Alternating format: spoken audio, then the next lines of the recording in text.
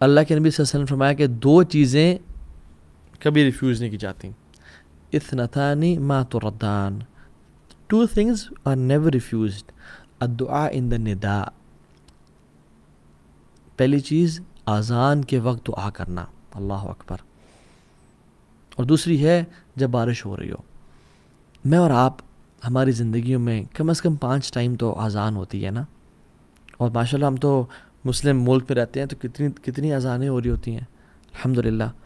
تو جب اذان ہو رہی ہو اس ٹائم دعا کرنا. اور میں اور آپ کتنے غفلت سے اس اذان کو سن رہے ہوتے ہیں اور نہ تو اس کا جواب دیتے ہیں اور نہ اس ٹائم دعا کرتے ہیں. یہ صحیح جامع کی اوتھینٹک حدیث ہے 3078. میں اور آپ ہم کیوں دعا نہیں کرتے اس ٹائم؟ اللہ کی فرمایا اثنتان ما تردان. 2 دعائیں ایسی ہیں جو رد نہیں کی جاتی. ایک اذان کے ٹائم پہ فرمایا اذان کے ٹائم پہ جو دعا کی جاتی ہے وہ رد نہیں کی جاتی. اینڈ سبحان اللہ.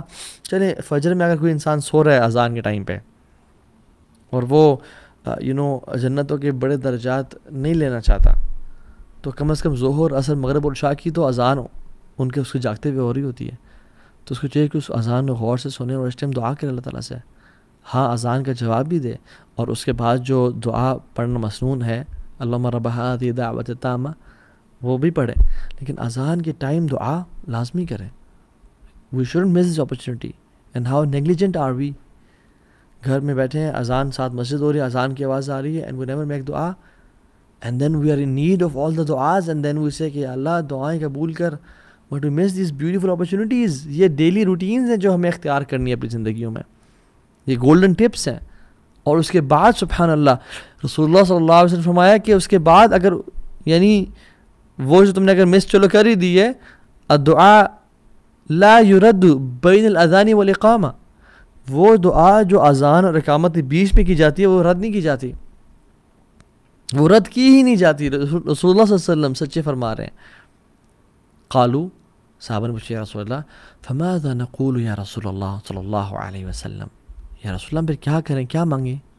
آپ نے فرمایا صلی اللہ العافیہ فی الدنیا والآخرہ. اللہ سبحانہ تعالیٰ سے عافیت کا سوال کرو دنیا میں بھی اور آخرت میں بھی. یہ ترمذی کی 3594 نمبر حدیث ہے. تو عافیت کا سوال کرو. اور بھی دعائیں کی جا سکتی ہیں. میں اور آپ اذان کے بعد چلنگ کر رہے ہیں موبائل پہ بیٹھے ہیں یوز کر رہے ہیں موبائل کو آرام سے اٹھے لیٹ وضو کیا اور تکبیر اللہ کو مس کر کے پہنچے نماز میں لا الہ الا اللہ. جو شخص مسجد میں جاتا ہے اس کو چاہیے کہ مسجد میں جلدی جائے اور دعائیں کرے.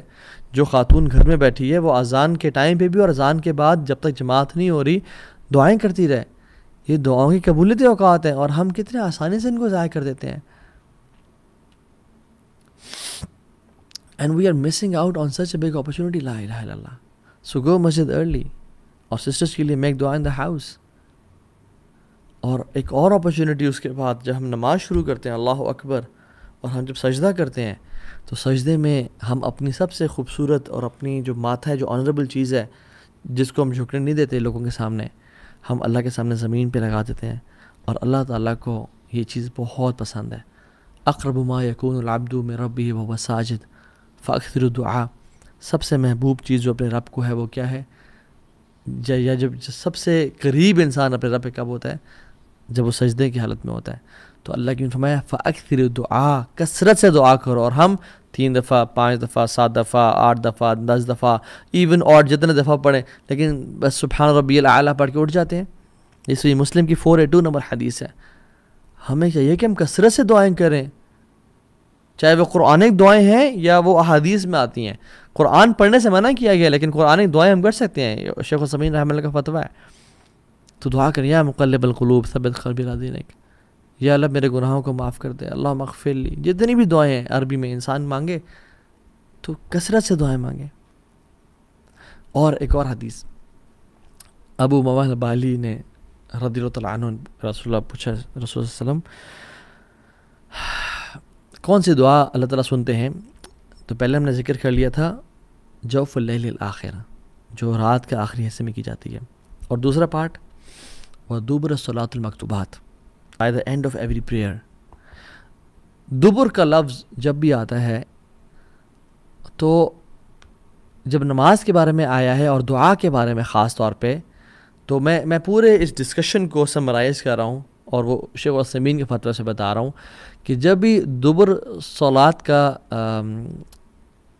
جو ٹرم یوز کی گئی ہے، تو جب دعا کی بات ہو رہی ہے تو وہ نماز میں سلام پھرنے سے پہلے کی بات ہو رہی ہے، اور جب اذکار کی بات ہو رہی ہے، جیسے اللہ کے نبی صلی اللہ علیہ وسلم نے اپنے ایک صحابی رسول کو، معاذ بن جبل کو فرمایا کہ میں تم سے بڑی محبت کرتا ہوں، میں تم سے بڑی محبت کرتا ہوں، تو تم فی دبر الصلاۃ یعنی نماز کے آخر میں یہ پڑھا کرو اللہم اعنی علی ذکرک و شکرک و حسن عبادتک۔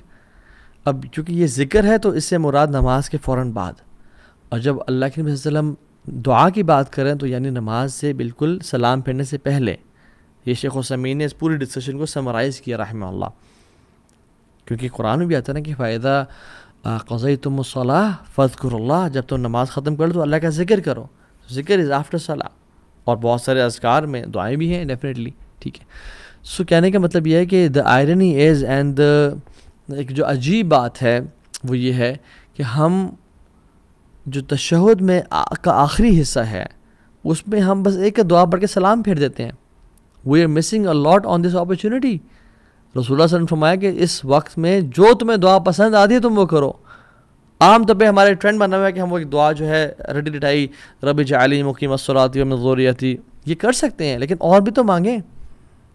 اللہ کے نبی نے فرمایا کہ 4 چیزوں سے پناہ مانگو، قبر کے عذاب سے، موت کے عذاب یعنی زندگی موت کے عذاب سے، جہنم کے عذاب سے، اور دجال کے فتنے سے پناہ مانگو۔ اس طرح کی جتنی دعائیں آپ کر سکتے ہیں کریں، جو دعا چاہتے ہیں آپ سلام پھیرنے سے پہلے کریں۔ اور ہمارے سب کانٹیننٹ میں ایک عجیب سی بات آئرنی یہ ہے کہ سلام پھیرنے سے پہلے ہم دعا نہیں کرتے، اور سلام پھیرنے کے بعد اجتماعی سب لوگ ہاتھ کھڑے کر دیتے ہیں، جو کہ صحابہ کرام کے دور میں نہیں ہوا کرتا تھا۔ اجتماعی دعا ہاتھ کھڑے کر کے کہہ رہے ہیں، نہیں، وہ دعائیں سلام پھیرنے سے پہلے کیا کرتے تھے، اور سلام پھیرنے کے بعد اذکار جن میں کچھ دعائیں بھی ہیں، اللہم اعنی علی ذکرک و شکرک و حسن عبادتک، اللہ اکبر، استغفر اللہ استغفر اللہ استغفر اللہ، اللہم انت السلام و منک السلام تبارکت یا ذا الجلال والاکرام، اور آیت الکرسی اور باقی اذکار